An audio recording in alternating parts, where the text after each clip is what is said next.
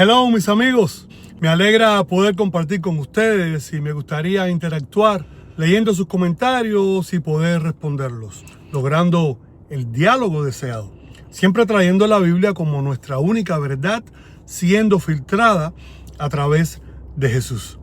Durante muchos años se ha repetido entre algunos creyentes la idea de que al llegar al reino de Dios, Jesús detendrá a los padres y les preguntará con severidad: ¿dónde están los hijos que te entregué? Esa imagen ha provocado temor, culpa y angustia en muchas familias. Pero al revisar con cuidado las Escrituras, descubrimos que esa escena no aparece en ningún lugar de la Biblia. No existe un solo texto en los Evangelios donde Jesús anuncia que hará semejante pregunta. Tampoco aparece en las cartas apostólicas ni en otro pasaje del Nuevo Testamento.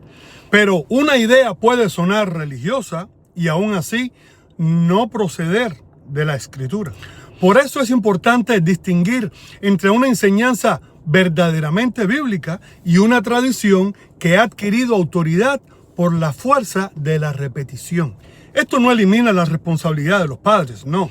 La Biblia enseña que deben amar, orientar, corregir, proteger e instruir a sus hijos. Pero cumplir esa misión no significa cargar con la responsabilidad absoluta de la salvación de otra persona.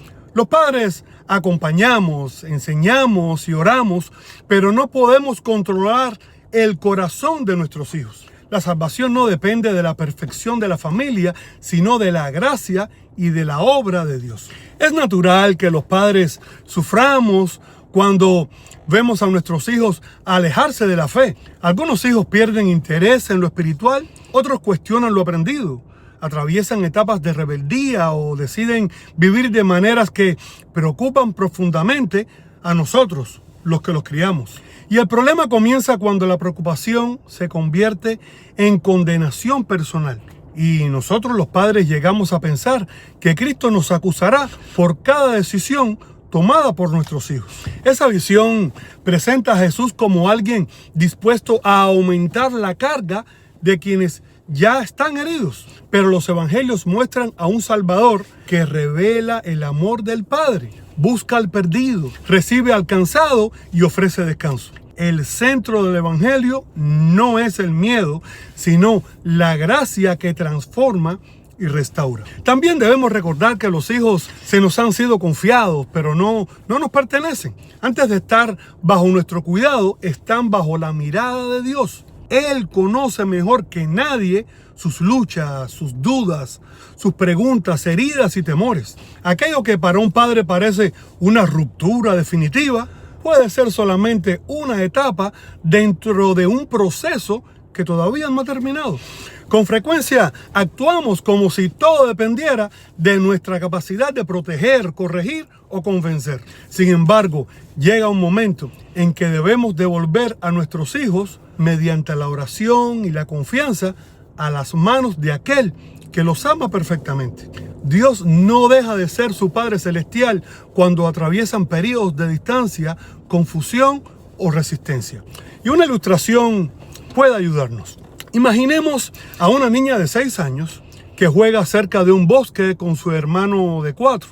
De repente, el pequeño desaparece entre los árboles. La niña corre asustada hacia su padre y le dice: papá, no encuentro a mi hermano. ¿Qué haría un padre amoroso? ¿Le ordenaría regresar sola al bosque y la amenazaría con castigarla si no lo encuentra? Ningún padre sensato pondría toda la responsabilidad del rescate sobre una niña. Lo normal sería tomarla de la mano y decirle: ven conmigo, vamos a buscarlo juntos. Imaginemos además que el padre desde la ventana ya vio hacia dónde caminó el pequeño y sabe cómo encontrarlo. Invita a la hija mayor a participar. No porque la vida del niño dependa de ella, sino porque desea que se una a la búsqueda. De esa manera semejante, Dios nos invita a colaborar mediante el amor, la enseñanza, el ejemplo y la oración. Pero nunca deja el rescate de nuestros hijos únicamente en nuestras manos. Frente a su sabiduría,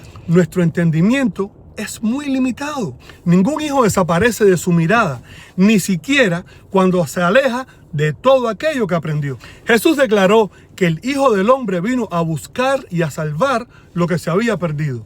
Lucas 19:10. Cristo no se acerca solamente a quienes ya están convencidos, sino precisamente a quienes se encuentran lejos, confundidos o perdidos. Por eso, cuando oramos por la salvación de nuestros hijos, no estamos intentando despertar en Dios un interés que no posee. Estamos uniéndonos a un propósito que ya existe en su corazón. Primera de Juan 5, 14 y 15 enseña que podemos acercarnos con confianza cuando pedimos conforme a la voluntad de Dios. Además, Primera de Timoteo 2:4 declara que Dios quiere que todos sean salvos y lleguen al conocimiento de la verdad. Mientras Segunda de Pedro 3:9 afirma que no desea que nadie perezca, sino que todos procedan al arrepentimiento. Esto no significa que todas las tradiciones cristianas expliquen de la misma manera la relación entre la gracia divina y la libertad humana. Tampoco significa que podamos imponerle a Dios nuestros tiempos o definir exactamente cómo debe responder. Significa que ninguna oración sincera, nacida del corazón y orientada hacia la salvación, es ignorada por Dios. Orar no es manipular a Dios, sino descansar en su bondad mientras colaboramos con paciencia en la obra que solo su Espíritu puede completar. Una de las luchas más difíciles para los padres es aprender a vivir por las promesas y no únicamente por lo que vemos. Cuando un hijo se rebela, abandona la iglesia o parece indiferente a Dios, el miedo puede reemplazar rápidamente a la esperanza. Sin embargo, la fe invita a confiar incluso cuando todavía no existe evidencia visible del resultado deseado. Isaías 49:25 contiene una declaración que muchos padres han recibido como consuelo. Yo contenderé con el que contienda contigo y yo salvaré a tus hijos. En su texto original, estas palabras forman parte de una promesa dirigida a Israel. No obstante, también revelan el carácter protector y redentor de Dios.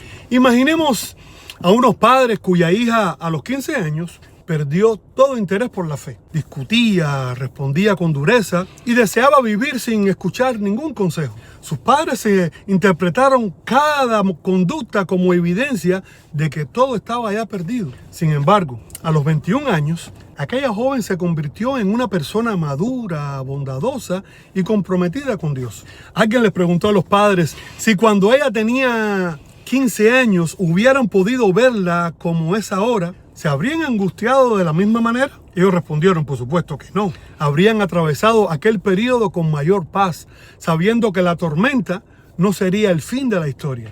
Nosotros habitamos el presente. Dios contempla la historia completa. No está sorprendido por los procesos, crisis, ni preguntas de nuestros hijos. Lo que hoy parece un desvío permanente puede convertirse mañana en una experiencia que los lleve a comprender la gracia de manera más profunda. La oración perseverante no consiste en repetir palabras para convencer a un Dios indiferente. Es una expresión de confianza en el Padre que ya ama a nuestros hijos más profundamente que nosotros. Oramos porque creemos que Él continúa obrando de maneras invisibles.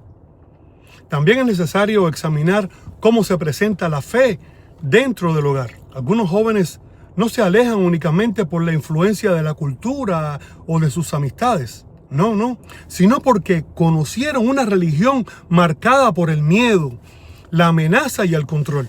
Cuando la vida cristiana se reduce a reglas y castigos, puede transmitir una imagen de Dios muy distinta a la revelada por Jesús.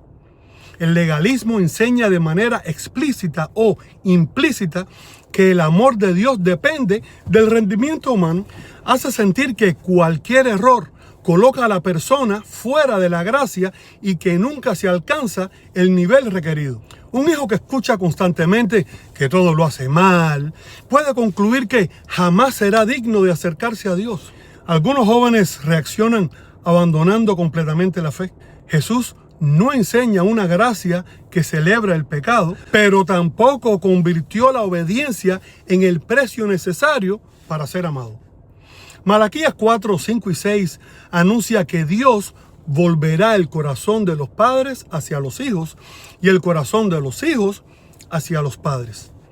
En su contexto, esta promesa está relacionada con la venida del Mesías y aparece nuevamente en Lucas 1:17 al describir el ministerio de Juan el Bautista. La presencia del Señor se hace visible cuando las conversaciones rotas y las relaciones comienzan a sanar, cuando disminuyen las palabras hirientes y cuando padres e hijos aprenden a escucharse.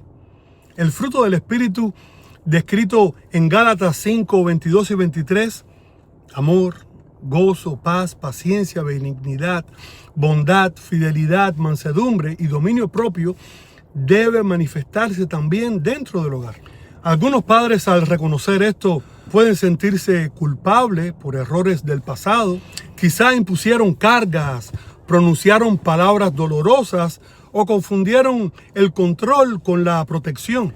Creía que actuaba correctamente, pero deseo pedirte perdón y aprender a amarte mejor. Puede iniciar un proceso profundo de sanidad. Algunas heridas requieren tiempo, paciencia y actos constantes de respeto.